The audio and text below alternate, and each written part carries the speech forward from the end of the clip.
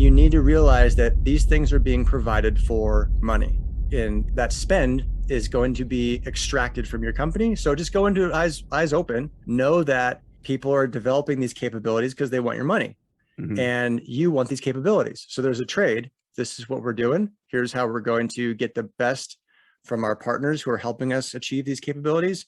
But here's also how we're going to manage our spend. And I think sometimes people just don't want to have that reality conversation.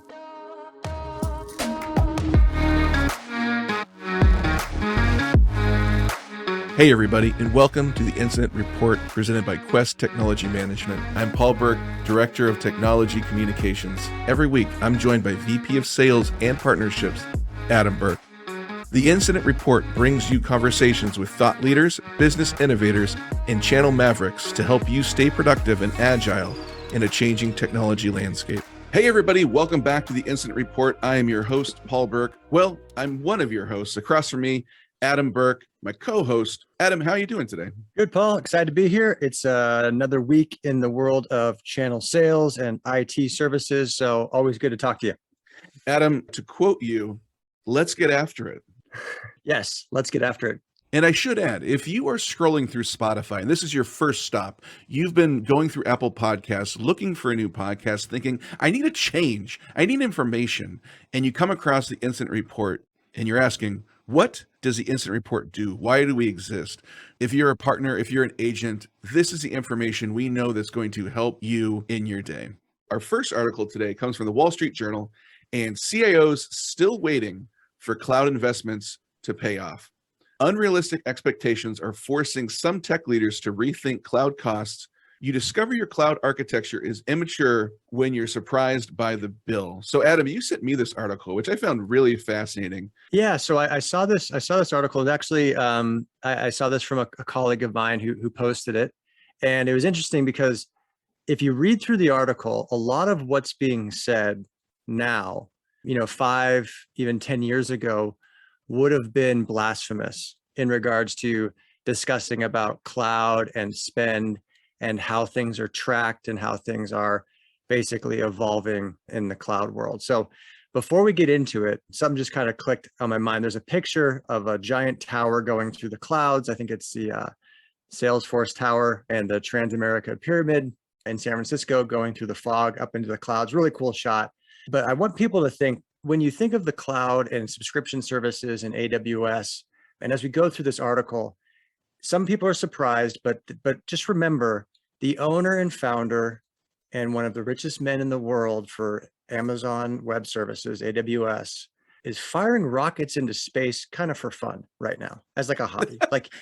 So when you're surprised that the bill might be high, the founder is launching giant rockets into space for rich tourists to go enjoy scenery of Earth. And it's not there to necessarily save money. It's doing great things and there's really cool stuff going on.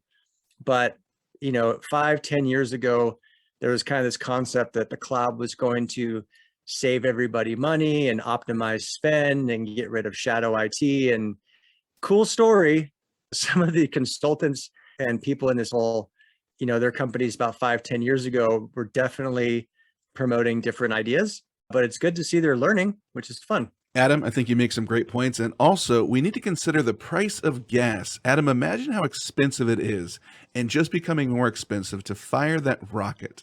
Rockets aren't cheap. Someone's got to pay for that. Someone's got to pay for that rocket fuel. It's true. Rockets are not cheap. But Adam, to experience 5 seconds of weightlessness, Adam, can we really put a price on that? I think you do. I think it's a couple $100,000. Well, good to know.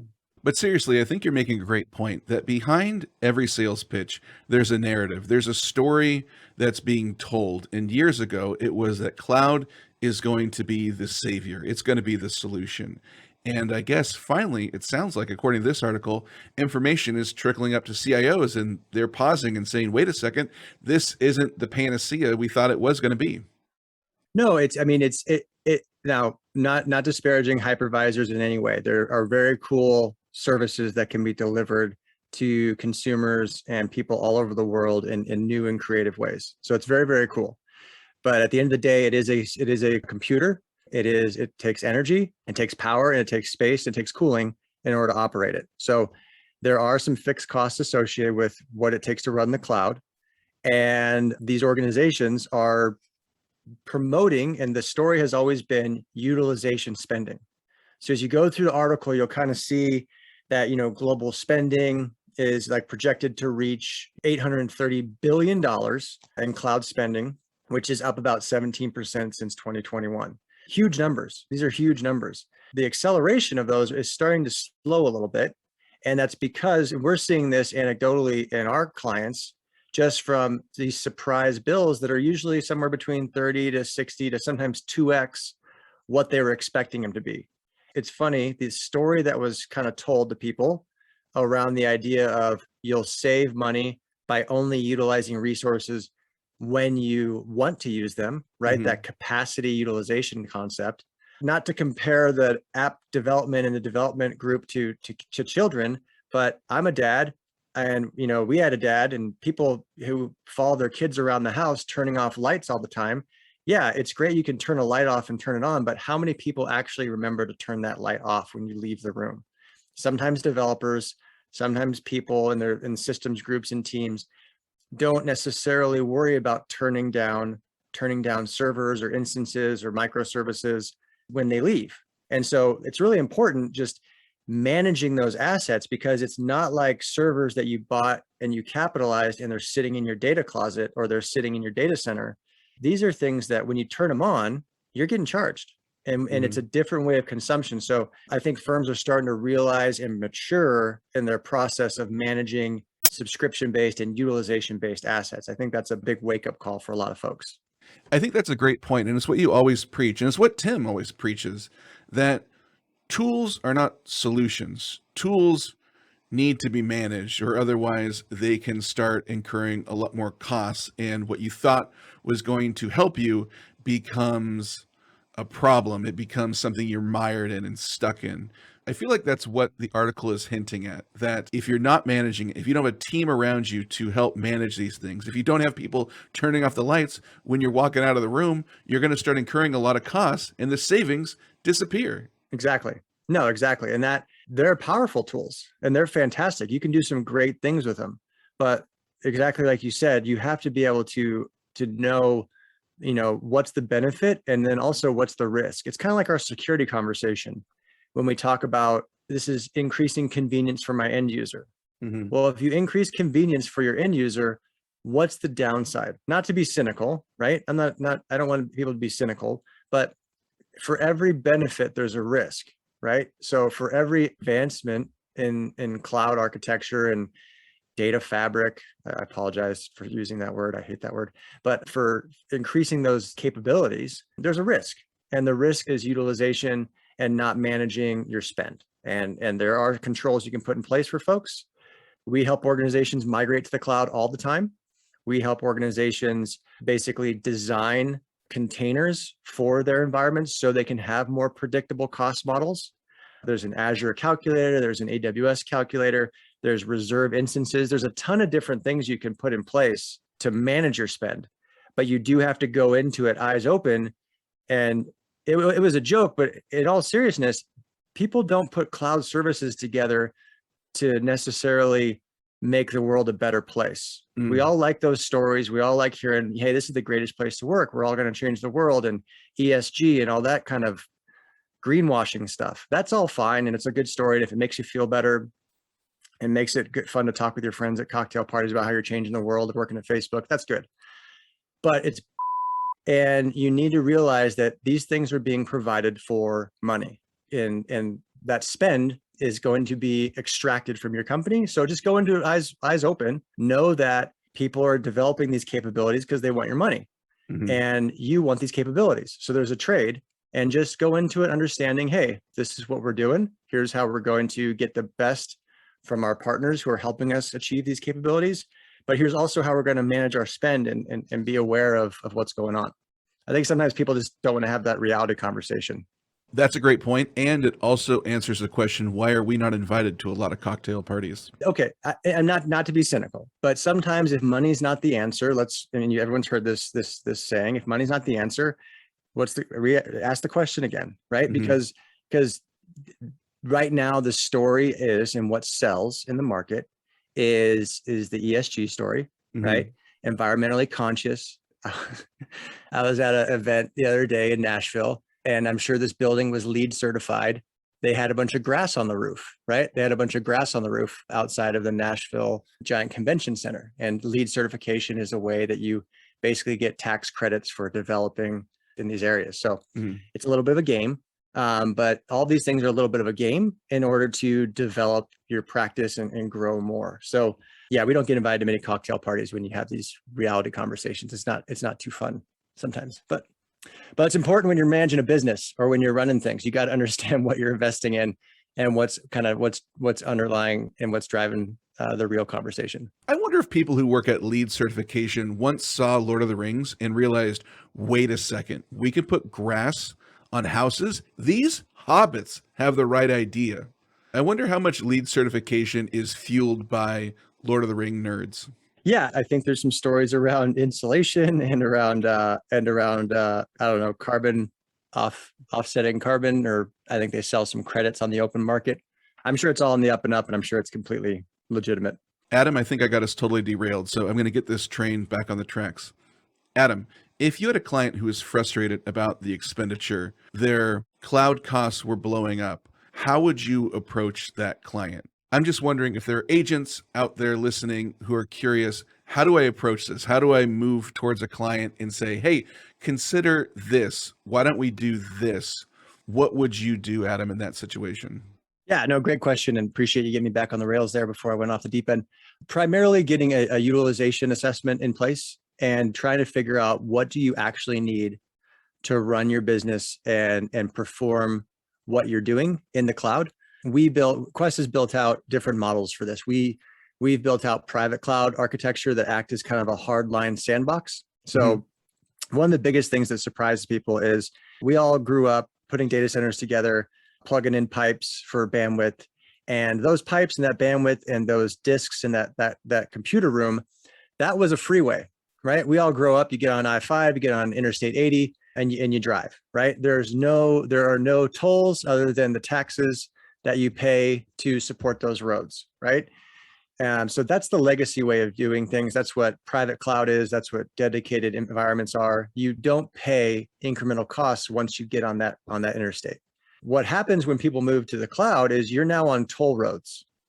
So every time you move in, every time you move out, you're getting small incremental costs, right? So your commute now costs you a certain amount, and it can fluctuate. The cost can fluctuate based on, I mean, imagine if it costs you more money during rush hour to hop onto Interstate 80 as opposed to driving to work at 2:00 in the morning, right? So what you need to do, and what Quest does, is we help organizations evaluate their spend and provide them with a way to contain it and optimize it. So you do things like reserve instances, you plan out utilization, you don't allow bursting. And then there are other options for connectivity. If people want to move out of the cloud completely, but still want to host things, we're seeing some people leverage our edge cloud services, which is a defined resource pool that you don't burst over unless you want to. So you put in some gates around it. It's like, it's not all you can eat buffet. It's yeah, you can order more. Certainly, sir, we can bring another bottle to your table, but it's going to cost you this amount, right? So you definitely want to put that stopgap in there, because sometimes the people ordering the food aren't the ones necessarily picking up the tab. You want to make sure that you put in place some controls, and we can help people do that in the cloud, or if they want to migrate to a private instance, we do that as well. That makes so much sense. What is it about an analogy that just helps you understand something so much more clearly? Another tip for agents out there, learn some great analogies to help your clients understand things. Or write down these. Adam's giving you gold. I think sometimes I heard something at an event last week where they said, yeah, in complication, there's margin.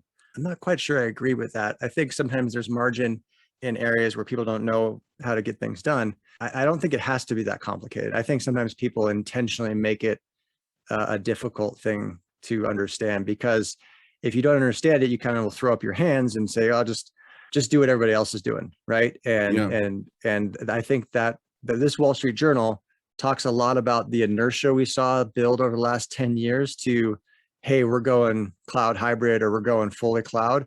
That was the easy move. And I think people are now evaluating it, and the mask has been pulled off the cloud a little bit, in the sense of it's just a computer in someone's data center. Yeah, there's really cool software and some great stuff going on, but it's a computer in someone's data center connected with bandwidth. So what are we really doing here? And if you're looking in your crystal ball, Adam, 5 years from now, do you think people are going more hybrid? Do you think people are going more edge? What do you think the future looks like?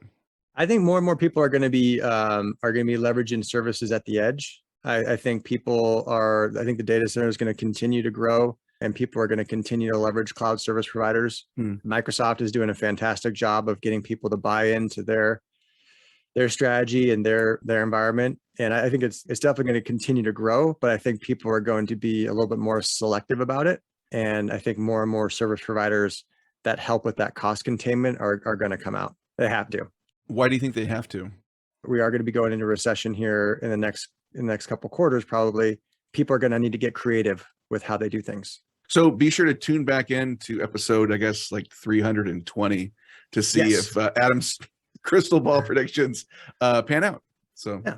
Adam, thanks so much for breaking down this article, sharing your thoughts. It's helpful for me. I know it's helpful for the audience as well. A couple things before we get out of here. We want everybody to know we are going to be at Channel Visions Expo 2022 in November. Yes, the gorgeous Scottsdale event coming up, CVX. We're going to be there. We're going to have a booth, going to have a little customer partner lounge area set up. Would love to talk to you.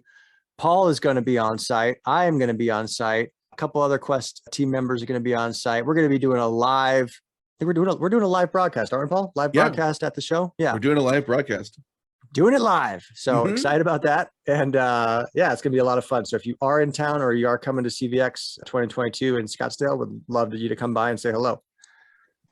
And Adam, finally, before we wrap it up, what is worth watching? If people are turning on their TVs, they're opening Netflix, Amazon, HBO, what is worth their time? I haven't really been watching much right now. There's a horrible show that was put together by some British folks. I think it's where it's like Beauty of the Beast, or Beautiful Beasts or something. It's where people wear these masks and date each other wearing these weird masks. Oh, okay. So the wife put that on for about 20 minutes, and I went right to my DraftKings activity and tried to ignore that as much as I could.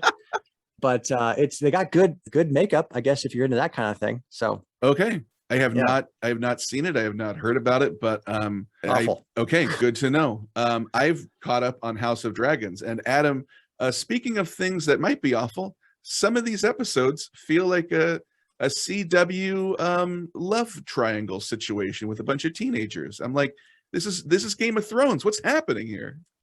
I've been pretty disappointed with it, man. Almost to where I don't want to discuss it. But yeah, it's Game of Thrones compared to what's going on right now. It's just I want to like it. I want to like it. I love that really intro music. I have that intro music just gets you so excited, and what they're putting on screen, I'm like, I'm not really feeling it sometimes.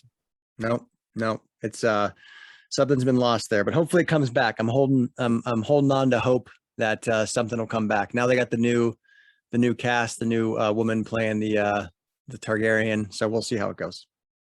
Yeah. So I guess this segment should be called "What to Avoid on TV." Exactly. Adam, thanks so much for joining me today, and everybody out there listening, thank you for joining us. We're really glad you're here. And if we can ever help, if you ever want to reach out to us, our link is in the description. Feel free to email us. We'd love to work with you, and have an amazing day. Absolutely. Thanks, everyone. Have a great week.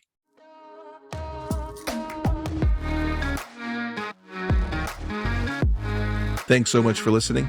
The Incident Report is brought to you by Quest Technology Management. With over 40 years of experience, Quest is a leading technology integrator working seamlessly with your staff and systems to achieve your IT goals. Learn more about everything they do at questsys.com. And if you have questions or suggestions for the podcast, you can always email Adam and myself at theincidentreport@questsys.com. We hope you have a great week, and we'll see you next time.